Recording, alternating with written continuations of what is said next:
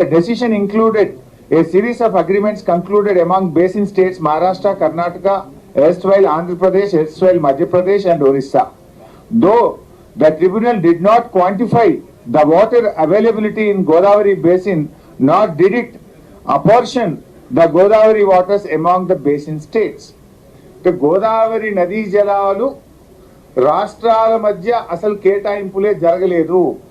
Tribunal అనేటువంటిది గోదావరి జలాలను రాష్ట్రాల మధ్య పంచనే లేదు అని గోదావరి జలాల్లో తెలంగాణకు అడ్వాంటేజ్ ఉంటే అసలు నీటి కేటాయింపులే లేవు అని ఆంధ్రప్రదేశ్ చెప్పింది. అది మినిట్స్లో వచ్చేసింది. అంటే మీరు డూడు బసవన్నాళ్ళకి ఒప్పుకున్నారా? ఈ మాటను మీరు అగ్రి అయింది కనుకనే ఇప్పటిదాకా రిప్లై రాయలేదా? జనరల్గా ఒకవేళ మినిట్స్ తప్పు వస్తే ఏం చేస్తాము, ఇది తప్పు వచ్చింది మినిట్స్ మేము దీనికి ఒప్పుకోము అని తక్షణమే తెలంగాణ స్పందించాలి కదా. అంటే మీరు స్పందించలేదు అంటే దీన్ని మీరు ఒప్పుకున్నట్లు లెక్క. నెల మీద 4 రోజులైనా ఈ మినిట్స్ తప్పు అంటలేరంటే ఆ మీటింగ్ లో మీరు ఒప్పుకున్నట్టే లెక్క. ఇంత దారుణంగా తెలంగాణకు రాష్ట్రాల మధ్య గోదావరి జలాల పంపిణీయే జరగలేదు అని చెప్పి ఇది కేంద్ర ప్రభుత్వం ఆంధ్రప్రదేశ్ తెలంగాణ మధ్య జరిగిన మీటింగ్ మినిట్స్ ను పంపింది. వాస్తవం ఏంది అసలు? అసలు ఎవడన్నది జిఆర్ఎం బోర్డు అన్నాడు. గోదావరి రివర్ మేనేజ్మెంట్ బోర్డు యొక్క కామెంట్ ఇది. గోదావరి రివర్ మేనేజ్మెంట్ బోర్డు అన్నది అంట. అసలు గోదావరి రివర్ మేనేజ్మెంట్ బోర్డు యొక్క పరివ్యూ ఏంది, దాని బాధ్యత ఏంది? అది కేవలం రాష్ట్రానికి కేటాయించిన జలాలను ప్రాజెక్టుల వారీగా పంపిణీ చేసే బాధ్యత ఏపీ రీఆర్గనైజేషన్ యాక్ట్ జిఆర్ఎంబికి ఇచ్చింది. ఇది వాడు లిమిటెడ్ కాదు. అసలు ట్రిబ్యునల్ అవార్డును ధిక్కరించేదో ట్రిబ్యునల్ అవార్డును ప్రశ్నించే హక్కు జిఆర్ఎంబికి ఉంటుందా? How can he ask this? Why are you mum? Why are you not opposing these minutes? ఇక్కడ విషయం ఏంటంటే అసలు ట్రిబ్యునల్కే చట్టబద్ధత లేదు అని జిఆర్ఎం బోర్డు అంటుంది. తప్పు కదా. వాస్తవం జరిగింది ఏంది? నిజంగా ఒకవేళ ట్రిబ్యునల్ కేటాయించకపోతే, ట్రిబ్యునల్ రాష్ట్రాల వారికి నీళ్లు కేటాయించకపోతే ఈ రోజు వరకు సెంట్రల్ వాటర్ కమిషన్ గోదావరి నది మీద 76 ప్రాజెక్టులు ఆమోదించింది. మరి నీటి కేటాయింపులు లేకపోతే 76 ప్రాజెక్టులను సిడబ్ల్యూసి ఎట్లా క్లియరెన్స్ ఇచ్చింది? మహారాష్ట్ర కానీ, మధ్యప్రదేశ్ కానీ, ఆంధ్రప్రదేశ్ కానీ 76 ప్రాజెక్టులకు సిడబ్ల్యూసి ఎట్లా క్లియరెన్స్ ఇచ్చింది? అంటే నీటి కేటాయింపులు సబ్ బేసిన్ వైజ్ స్పష్టంగా బచావత్ ట్రిబ్యునల్ గోదావరి మీద ఇచ్చింది. దానికి కూడా నేను ఆధారం చూపిస్తా.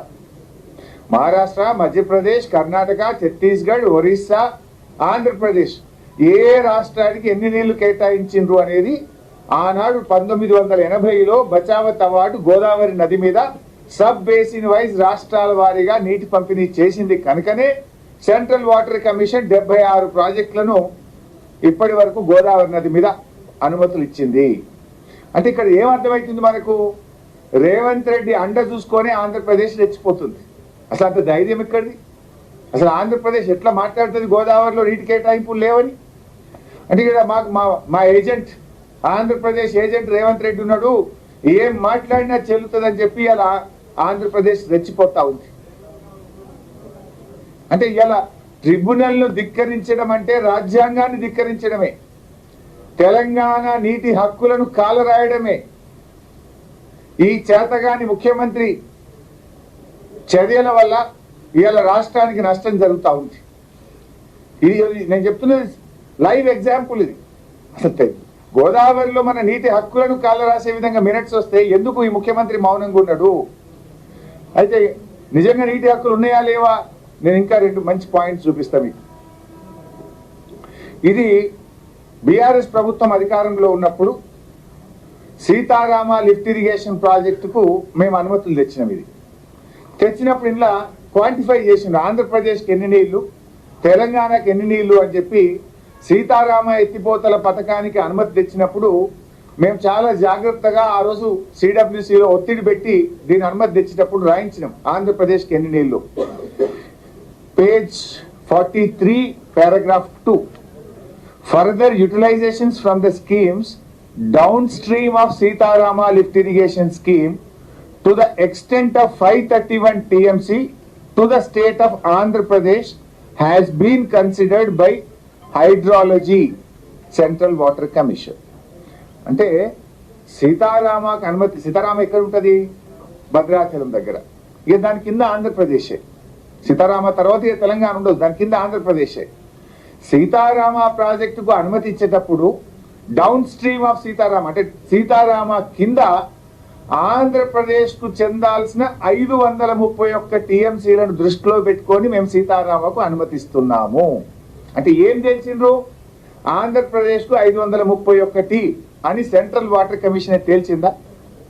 ఇంకా ఇదే లెటర్ లో last as planned utilisations from the project is much below the 75% dependable net yield at project site and downstream sanction utilizations have